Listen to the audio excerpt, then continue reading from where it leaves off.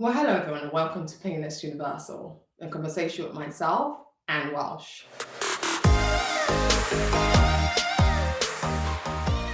Today we'll be talking about what you see, especially the image you see all around you and how that reflects what you do. My guest today is Hezues R. Key quoting line is, "Directing is my heroine, shooting makes the pain go away." He's a pioneer media and entrepreneur with experience in production, advertising, and design. He's a Latino national, often referred to as the Latino mogul in making. What's inspiring about him is his own story of his journey of pain and what lessons he learned from them. In our conversation, we'll be talking about his own issues and how he's utilized that pain to help others through his social impact initiatives. In 2014, Hezues R was honored by the White House and the President of the United States. He was also consulted to the Presidential Council on Financial Literacy. He's worked with various brands around the world, whether it be Sean P. Diddy Combs, Russell Simmons, and many others. But right now, he's on a critical path on making us understand the impacts suicide, mental health has on us, and how we together can create that change. He's working on also gun violence as someone who's been a victim of gun violence.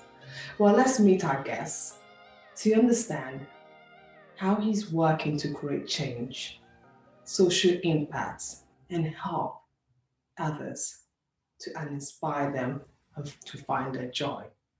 Well, hello everyone, and welcome to Painless Universal Conversation with myself and Welsh. As I said in the introduction, I have the amazing Hezues R. His background is one that's really fascinating. He's been through a lot, but he's not let that stop him. And we'll be talking to him about his challenges and how he's using that to goodwill. Hezues R, how are you today? I'm good, thank you, Anne. Thank you for having me on your platform, on your show, and thank you for creating such amazing content that inspires people to be painless. So I really appreciate the name, the branding, the approach, and the content that you're delivering.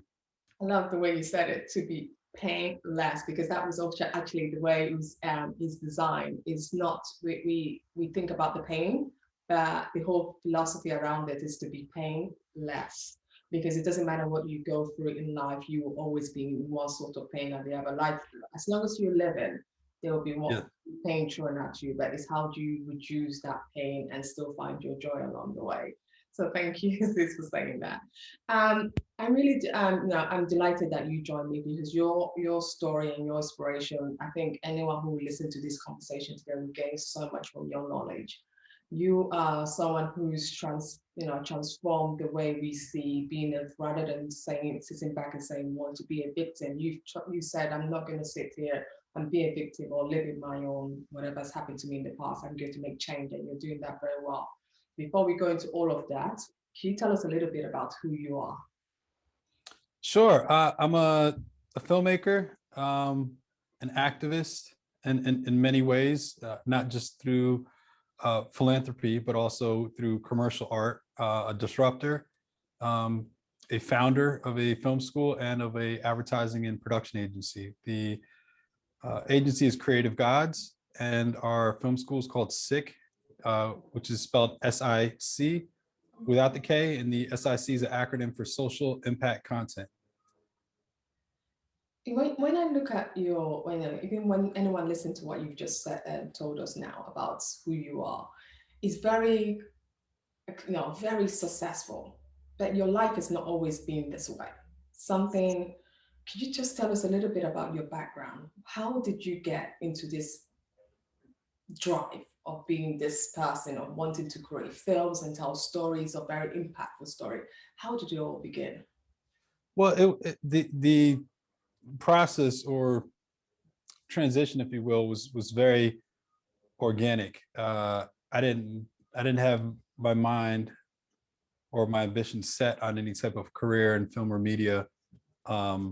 It's something that just happened by, I wouldn't say by chance. I feel like I'm definitely destined to do what I'm doing and to be where I'm at, given the circumstances and things that I've overcome.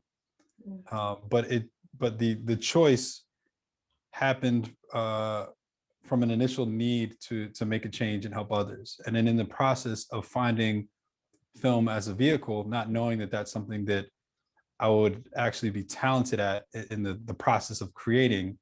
I was just looking at the end product that was going to serve a need to create a change. But through having to, do things myself with minimal resources, and I quickly found that in and of itself, creating the content was something that I was very good at naturally. And I rapidly kind of rose the ranks of the entertainment industry and advertising in other areas, to be wildly successful beyond anything I could have ever imagined. Not having gone to school, not having any formal training, but just having a very natural inclination for ideas and approach, and creative abilities, and being a filmmaker. And it's had I had ambitions previously, it's like your ambitions can create the opportunities, but it's like the opportunity presented itself without the ambition there, right? I wasn't going anywhere in life really at the time, and having gone through something tragic,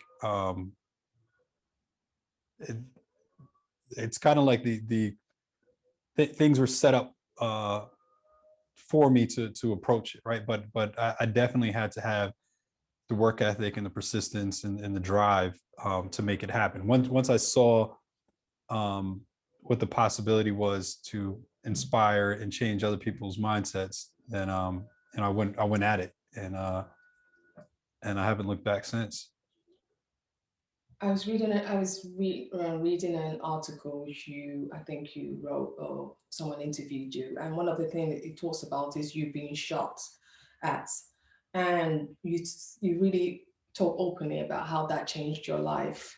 I'm not going to ask you why you were being, why it happened, but the key question here is that it's very concerning with all the violence happening in America right now.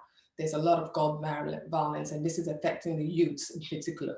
They're seeing the big effect of this violence, and you've experienced it. What lessons have you learned from being shot, and how has this changed your life? I don't think I've learned any lessons from being shot. At the time that it happened,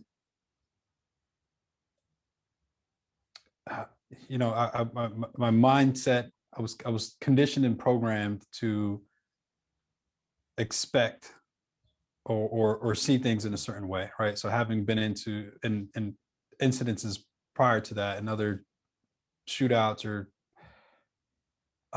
involved in I don't want to get too much into that stuff, but having had that, having lived with those type of experiences, it was nothing that I learned particularly from getting shot, right? I had friends that were shot before even I was shot, and it's something that you grew up in an environment where it could happen, right? It could just happen. If you're involved in the wrong things, that's something that could happen, and you were aware of. Some people are afraid of it, and some people just live with it. It didn't affect me psychologically in that way. I think what really affected me was the numbers. That's why I have the 22 here, right? Being 22 years old, it was 22 shots. One of the slugs that stayed in me was a 22 caliber. The 9 and 45s bullets obviously blew through me. Those are bigger calibers, and it was 2:22 in the morning. And the person who planned and initiated, it was 4 other people who were coming to shoot me. died that night, was shot in the back of the head. The other guys in the process of shooting me, and he was at point blank, and the other guys were right behind him. But in the process of shooting me, the other guys, before they even done shooting, started to run away, and one of the guys shot him in the back of the head by accident. So, you know, it kind of, and I definitely felt bad for him. It's not something that I felt like, oh, he's trying to kill me, then, you know, good for you. Not at all. I really felt bad for him, because I felt like he's me. You know, we grew up in the same environment.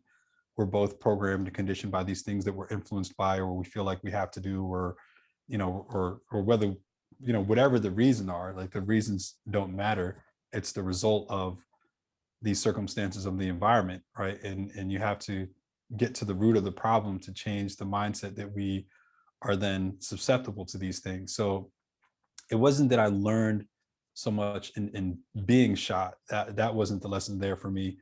It was after overcoming it and not wanting to retaliate against the other gentleman, but, you know, in a way feeling like, you know, no weapon formed against me shall prosper. This person having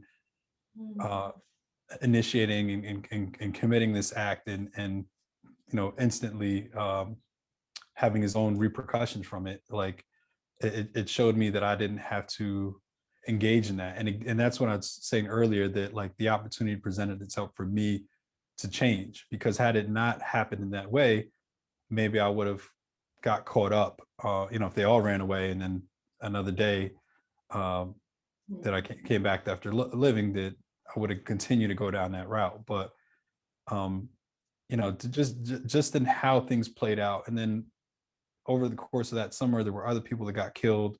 There was an incident of a young man who was found just slumped over a steering wheel by his baby mother. You know, came and I guess she was getting off a graveyard shift and found him in the car. And it's just, I started to look at it and realize that we're killing each other senselessly. And a lot of times the reason that these things happen is so, it really is senseless, right? There really is an alternative to these choices. It's not that big of a deal, but we just get pulled into this mindset, right? The same way that our minds get pulled in to depression and anxiety and other things that we can kind of heal or nurture or overcome if we put the focus and attention on our emotions and moods and our interactions with people.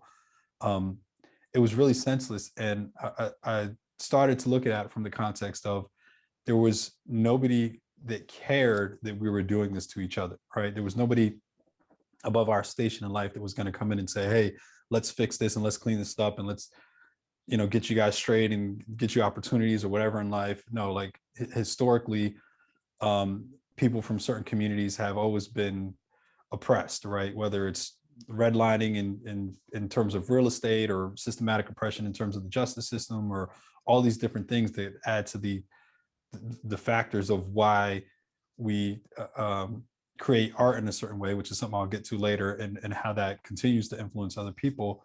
And even in that way, we're exploited and used and monetized to further the perpetuation of violence. But at that moment, I felt like nobody else cares and nobody else is going to fix it. And what was more disheartening is that we don't care. Like, we don't have the onus to want to fix this or change this. Like, we continue to follow this same lifestyle and be trapped in this mentality and this mindset. And that's when I had the idea to do this show called Eye on It, which just initially aired as this, you know, little program on public access. But with the idea was to encourage my peers to focus on things and alternatives that would create, you know, opportunity and hope and a different type of life for them, and opposed to being just drinking, smoking, hustling, and being so caught up in their just very localized environment, and these beefs that were so unnecessary. Wow. No, this, what you just said really touched me, because I think you're absolutely spot on. We get caught up, we get consumed in our own local environment, because there's no one out coming out to us and saying, you know what, you guys need to change. And if you don't get that advice or that voice telling you that this is enough, enough is enough, this is all, try to distract that mindset from your mind, then you just keep, history keeps repeating itself over and over again. But one thing you did, and you did it very well, Jesus, is that you didn't let history repeat itself. And not only are you changing, you went on in 2014, you were honored by the White House and the President of the United States. How did you go from being shot at to now being honored by the White House? Could you just tell us that story? Yeah, that was a real honor. That was my second time. The second time was honored by a president. But that one was a little more special to me because I I liked Obama. So, getting the recognition from his administration as a champion of change, I really appreciated that and was really humbled by it. And um, I think it just further it adds more to it gives youth more reason to follow this path, right? It's not so much that um, I feel like anything that I add on to my success is for the intention of inspiration, right? I don't have much need for money. Um, it comes very easy to me, right? And I could be doing so many other things to make a lot more money, but I've always kind of ran away from it in terms of the things I decided to work on, being more fulfilled by my creative pursuits and the passion of the things that I choose to work on artistically. Like last year, working on Suicide Saint instead of some other bigger commercially viable projects because I wanted to address mental health or dedicating my life now to this film school. There's so much more that I can do beyond that in terms of being successful, with money, right? Everybody is pulled into this chase of finances like via social media and these other influences, right? That we're constantly going through our timeline comparing ourselves to other people's lives. So everybody wants to have the joy, the cars, the house, and for me, none of that stuff is important. Getting that type of recognition from the White House, for me it's much more valuable and tangible to someone's legacy. And when you're building a legacy, that's how you can relate to people who have nothing, because comparatively, if you go from having nothing to having money, then the only motivating factor there is the money, right? It's like, and that is something that always leads to an insatiable appetite, because and not to discredit people who don't have money and are just struggling, right? It's like, it's hard to live without money. I'm not saying that, when I grew up poor and didn't have nothing, it's not saying that, I'm not invalidating that struggle there. I'm just saying when you get out of that environment and you start to I'm trying to think about how to make this I think when you're in that environment, because I know I've been in that environment myself, and it wasn't easy, but at the same time, there's still some joy that can come out of that environment, which which we don't even see, because we're thinking, oh, we need to just make that money. We need to make that money. oh, I have the best memories from being broke like that. Like at those times, it's like, you life is simpler, right? You find the most joy there, even though sometimes you don't eat, sometimes you don't do this, like, Yeah. you find a way to make ends meet. But in terms of getting youth to change their life, right? When you have somebody who's young and who's unmotivated and who's influenced by, being a gangster is cool and all these other things, it's hard to tell them to like change your life or do something different. You can't, first of all, you have to replace whatever their hustle is with what they perceive as a greater opportunity to advance themselves in life. Yeah. So it's not just that's why I'm struggling to say that it's not just, diverting them from the money, right? You do have to replace something with, hey, here's how you can make money. But for me, having things added to my legacy just further add on to the inspiration that I came from nothing and I was able to accomplish things at such a high level, right? Because as much that anyone can become an entrepreneur and be successful, and there's so many different ways to make money, there's very, very few ways to get that level of recognition, right, for the work that you're doing to impact others and help humanity. So Mm. No, yeah, it was. I totally agree. I totally agree with that. Sorry, I had to say, but I wanted to ask you. You've gone on, you've done this, and you've been recognized by the presidents of the United States, and you are doing so much more. But one of the things you're really engaged in right now is this suicide and mental health, especially combating that suicide bet. What led you to think, okay, this is a big issue now? This is something that we're not talking much about. We are saying it, but not really dealing with the issue. When did you realize, okay, I need to make that change? I need to do something about this critical issue. Well, I think my work in addressing social issues is also a reflection of my passion as an artist. I like to be ahead of the curve. I like to address things before they're common sense, if you will, or before it's trending, because I feel like somebody has to drive that narrative, especially when things are getting really bad and it's just ignored so much in terms of providing solutions for it. And I had that same challenge when I was doing Guns for Cameras 2 decades ago. I started this program to get guns off the streets and give kids video cameras before making videos was even cool, right? Like before there was YouTube and TikTok and Instagram and all these different things. So, the youth at that time weren't into creating content. They just weren't into making videos in the same way that it's, prolific now, where everybody's a content creator. Literally everybody Yes. in the world is a content creator today, because you all have a social media presence. You all post a picture of yourself or create some type of narrative, whether it's a lifestyle thing or a blog or you're an entrepreneur.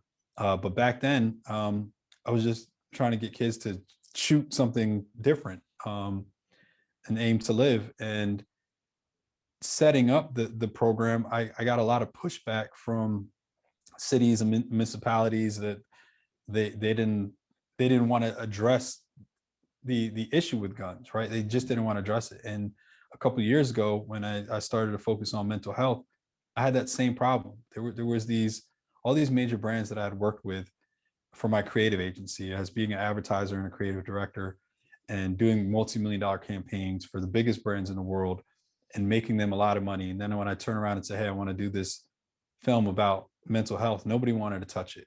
Like they just did not want to engage. Maybe a year or two after that, then social injustice started to trend, right? Like before, when Kaepernick put down a knee, like none of the brands wanted to touch him. And then, now there's so much outcry that now every brand in the world wants to be a part of this issue and align themselves with the cause or recognize the plight of certain communities.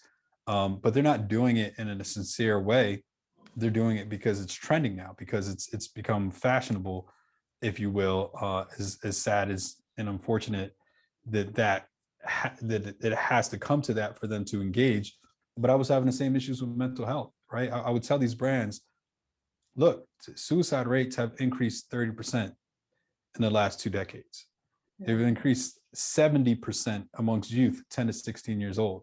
Like these aren't small margins. Like this problem is getting worse astronomically. Like it's not slowing down, and nobody's addressing this, and nobody wants to take responsibility for it. And none of these brands want to engage, or these major media companies want to engage and analyze and understand the content that they're putting out there that's driving this type of division in society and depression and anxiety and indifferences that we're starting to have with each other. Like humanity is suffering, Rome is burning, and they don't want to deal with it. Since the pandemic, there's more awareness has starting to happen, and now I see a little bit of a change in the tide where because it's starting to trend, right? Because there's just such an overwhelming recognition of it that they're starting to come on board. But it's always difficult to focus on things that help people, because the bad news is so much more viral, right? Like people want to see the car accident. People want to, they have, humanity just has a lust for violence. And this goes back to Rome and the days of gladiators and Yeah. coliseums filled with people watching blood sport. And, it's something that we haven't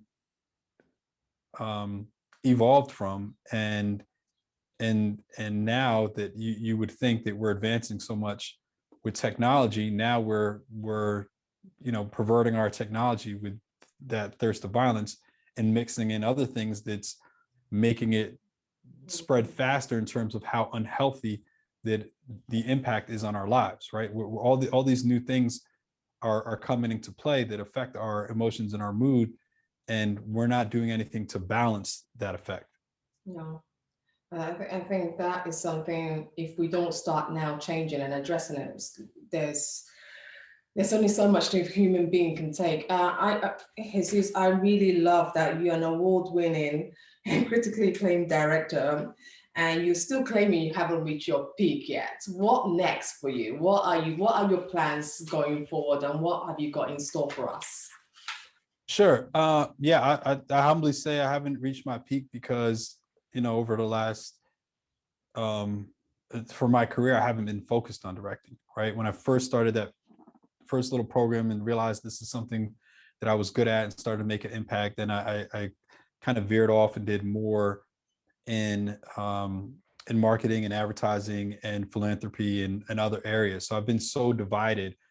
Had I just stayed in that lane of being a filmmaker and a director, maybe I wouldn't have been a two-time presidential honoree, but maybe I would have won a couple Oscars. It's like you have to choose your path, and you either do things for yourself or you do things for the world, or sometimes you can find a middle ground, because if you don't do anything for yourself, you can become so defeated that you can't help anyone, right? If you don't fill your own cup, there's nothing to pour from. So it's always been tough to have that balance of having to build a career, but also wanting to dedicate a lot of my time to helping others. But I think now I'm at a point where I've had so much success in doing both that I'm at a very stable point in my life where I can make more, even more sacrifices for my creative and blend in the passion to help others in the work, right? So at certain times in my career, like if I'm doing campaigns for Puffy and I'm doing a multi-million-dollar Ciroc ad, that doesn't help society, right? Liquor doesn't help anyone. In respects of maybe there is a celebratory moment and they're at a wedding or party, or like people want to feel good about themselves, and that helps create a balance. But overall, like the selling of alcohol is just it's a very profitable business. But I kind of retire from advertising now and don't do so much unless it has social impact infused in it. But I've gotten to a point where I'm successful enough where I can focus on doing things like A Suicide Saint, that's a film that's entirely focused on social impact. And hopefully it puts me in a position to continue my career as a director. And as far as I am, it still is a struggle to make a film like that. And that's why I doubled down on the SICK Film School, because I want to empower and provide opportunities for other young filmmakers to be able to make these type of films, because the system itself isn't designed for us to create this content, right? Kids go to film school, they end up being however much money in debt, up to 100,000 or a couple 100,000 in debt, depending on what school they go to. And they're come out of school struggling to get even a gig as a PA. And they have such an onus on them to have to make money being in debt, that their creative aspirations are limited to commercially viable projects, right? To make money. So they're not able to do projects around mental health or gun violence or other things, because these things aren't funded as much. And Hollywood is based on algorithms, and they greenlight and approve and push out projects and fund things that are going to have whatever actor or whatever, things that meet their algorithms to be successful. And the type of films I want to do don't fill any of those boxes. It's not that they can't be successful. It's just that they're not the first to get funded, and they're kind of pushed to the side and dismissed. So they're very hard to make, and that's something that I want to change. So in addition to continuing my own career and reaching higher levels, I still want to help other filmmakers be able to make these type of films that are going to change the world. Yeah, and I find it like too, you're also helping change the policing attitude as well. Could you just quickly tell us how you are doing that? I know you've seen with America, there's so much cases of lack of understanding. I don't know how else one to put it, but you started to work on that. Can you just tell us a little bit about what you're doing enable to I mean help that policing sector? Yeah, I feel like problems, um you can't run away from them. You have to engage them head on. And there's a lot of people who are on this bandwagon of defund the police, and I think that becomes a bigger challenge. I think if that's some people's goal, great, in respects to how they want to do it. I think everybody has their kind of mission and journey. Mine is always to find ways to create solutions before you create bigger problems or obstacles, right? I think more immediately than defunding police and having that challenge is to improve the training and improve the response. Excuse me, and improve the response and their approach and their perspective. Because the biggest problem that they have in their ranks is the culture. Yeah.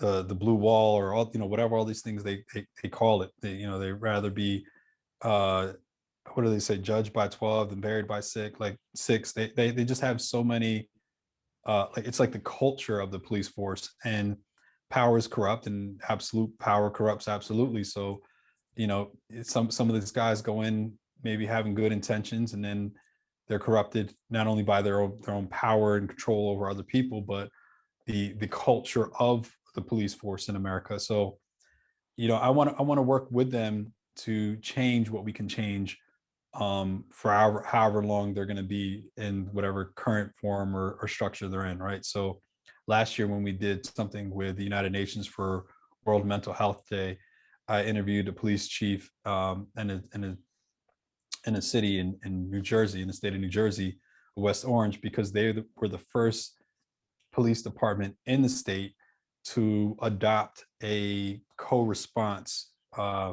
program. They partnered up with a mental health institution, and on calls they got for incidences of involving individuals dealing with mental health, they had a co-response, meaning the police officer went out with a mental health professional. And that's very, very important, because mental health in media, and this is also why my focus is on film, is to change the narrative in Hollywood, because a lot of it is the problems are made worse through our cultural influence, right?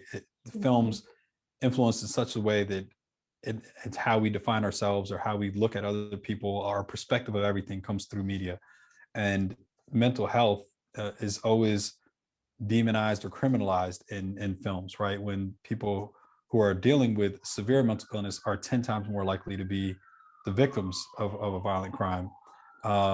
So it's important that that type of co-response happens, because that can be the difference between an officer coming in a situation and perceiving a threat that's not there and escalating the situation and possibly shooting someone, to a professional coming in and understand that this person is just dealing with something and they know how to de-escalate the situation.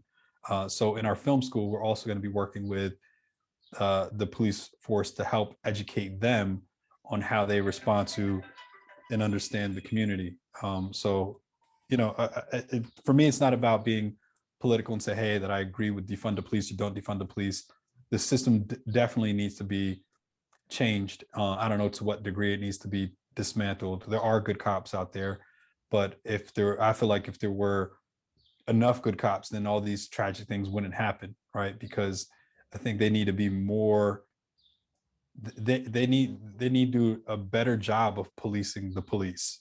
Mm. If you know there's a bad cop in your department, he's been there 20 years and he's had several complaints and he's roughed up a lot of people, and it's, you know, you just know he's a racist, like he should be out of there. It shouldn't come to the point where he finally kills somebody, where this is a third person he kills, but this third person is the first one that was caught on video, and then it goes viral, and then it's recognized. It's like, and that's the power of media. There was recently a lieutenant in the army who was pulled over, harassed, pepper sprayed, and like just unnecessarily abused.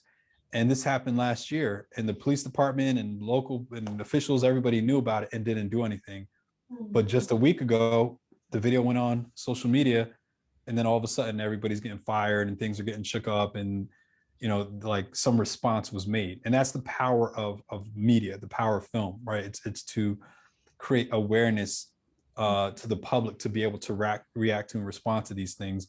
And I think if we took more ownership of that narrative and was more conscious of the content that we created, we could have a much more profound impact on changing things in police and medicine and politics and all these issues that impact our communities in such a disparaging way. Oh, wow. I really, I really hope everything goes well, because I think what you're doing is really shining light and helping so many other people who don't believe or who don't see it, end of the tunnel, but you're showing that it can be done. Jesus, thank you so much for your time. And I really look forward to following your work and wishing you all the best with that. Thank you. Thank you, Anna. It's such a pleasure.